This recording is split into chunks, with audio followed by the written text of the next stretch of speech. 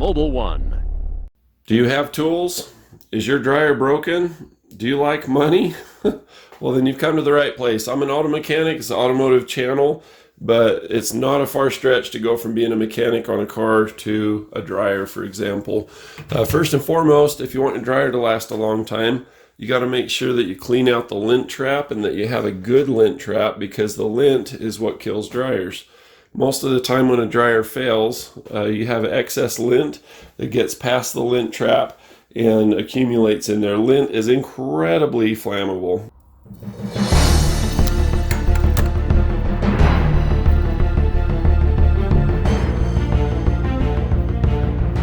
I mean, don't buy fire starter or any of that kind of stuff. Don't need to bring gasoline camping.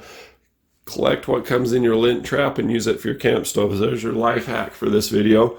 Where the lint goes that kills the dryer is inside of here. This is the heating element for an electric dryer. It looks like the inside of a toaster, and you can see on the side of it, it's got all kinds of lint. So the lint and the dust is incredibly flammable, even explosive at times. And to protect your house from burning down, you've got these thermal switches. And the way that the circuit goes is you have one here, and then you have this other device here. So power goes in through this, and then in order to complete the circuit, it has to go through these. If these get hot, they go pop. You know, like those little toys, the little round ones that you put inside out and you set them down, they go pop. That's what these do, but with a bimetal plate. And basically, you have two different kinds of metals. When it gets hot, it goes boop, and it opens the circuit so that it doesn't burn your house down. It turns this off, basically. So if you don't have heat, it's because this is turned off, because this popped because of the lint. Now, just quickly, how to get into this. It looks really intimidating, but it's not as hard as it looks. It's a lot of screws. Disassemble. The first 3 screws you pull out come from the back side. Let me take you to the hallway to the part of the, this is the top. You go to the back, you pull a screw from here, here, and here. In order to get to that last screw, you have to pull off the cover for switching out your plug.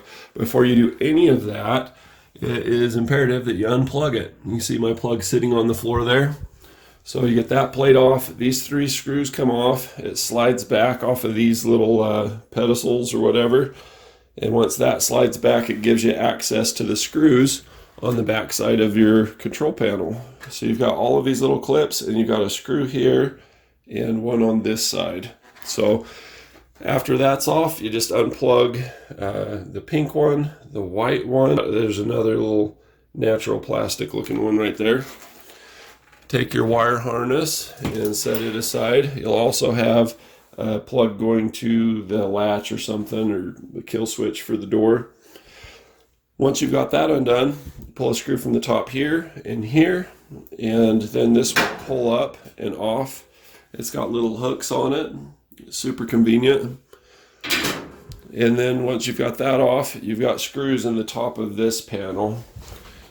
You can see this right here. You've got 2 here and 2 here. This will look familiar to most people there. I almost forgot to mention there's 2 hiding behind the front door. You can actually switch the side that this opens to. You can see how it's got a blank on each side. So if you want it to open right or left, you can change it while you're in there. You've also got these little alignment things at the bottom. So once you've pulled those screws off, you can pull it up and bring it out. That exposes the drum. The drum goes in here. It rides on 2 wheels. This is familiar. This is where your lint trap goes. You got this wheel here and this wheel here, and then you've got the output here. Make sure to clean this so it's nice and smooth, and that way the lint won't get accumulated there. Here's that plug that I was telling you about, the other one. So this is the new unit. This is what it's supposed to look like. So you can see you've got all your wiring coming up to here, and then you've got just 2 wires that feed into it there. You've got the blue wire and a yellow wire, easy. You got 2 screws that hold it in. Getting the drum out isn't all that tricky if you know that this is your tensioner and it's in the middle. And you also have a secret tunnel. There's an access panel. It bears mentioning right here. You can pry this out from the other side, and then you can reach in and you can see and get to the belt a little easier because that's against the wall. I didn't bother with that. So you can see all of this stuff because the drum runs over the top on the rollerblade wheels. For the belt, it's driven by this little motor. So it just basically goes around the middle of the whole drum right here. You can see kind of a witness mark from the belt. And then this pulls down on the belt to give it tension. So if you reach in along here and lift this up and then push it over the edge, that'll take your belt off. Just unstring it off of the motor. It's got a big lip on it. It takes a little bit of patience, might take you a couple tries. You flick that off, and then this whole drum comes out. Once this comes out, the world's your oyster. You've got all of this room. You got a little lip right here. So you lock that in first, drop this in, plug in 2 wires, and you're good. As far as ordering one, you can get them on Amazon. Just put in your number for your dryer. And this cost me like $50. It's got all my switches, everything that can cause heat to work, and a service call just to get somebody to come out and look at it is usually pretty expensive, over $100. Could cost you $300, $400, $500. You look at it and you're just like intimidated, like, oh no. But in reality, I mean, how many parts did we take off? We took off the top. Let's see. Let's just count them. 1, 2, 3, 4, 5 parts. 6 if you count the lint dryer, 7. There's not a whole lot of parts, and it's not super complicated, is what I'm trying to tell you. The reason that things failed, you see I've got 2 lint traps. They've got felt on them. There's junky, crappy ones that you don't want to get, and then there's good ones. Make sure to get a good one. Probably could get away with just doing some wiring and maybe replacing a couple of these switches. Some of them have a reset button where you can just push it and it'll spring back. But if it doesn't, then you got to replace it. These are single-time use ones. Reassemble. The first things you go to put back in is put the drum in, get the belt around it. You got to get all the slack of the belt in this corner of it. And you got to get this felt right up onto the, I don't know, spool, something. Here's what it looks like with the belt from the bottom. So we got all of our wires hooked up. They're routed properly. We got the power wire to the very back side there.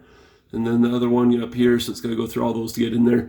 We're up on the rollerblade wheels. You can see just a piece of that one up in there. The belt, you can see the tension.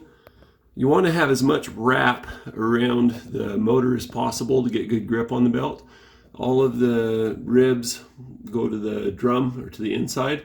This put together, so it's got some structural integrity. It's just those 2 screws up on the corner. It's hung in place. The next thing you want to do, make sure to clean this out. If you want a good, smooth, lint-free setup, take this, clean it out in your sink, set it in the sun, let it dry. It'll help go a long way. This had all kinds of just grit on it, and that grit causes the lint to stick to it. Let's test this baby out. So I just caught the end of it, didn't get the beeping. A laser thermometer, let's see how it heats. It is, see, are we in Fahrenheit? Light this up, yep.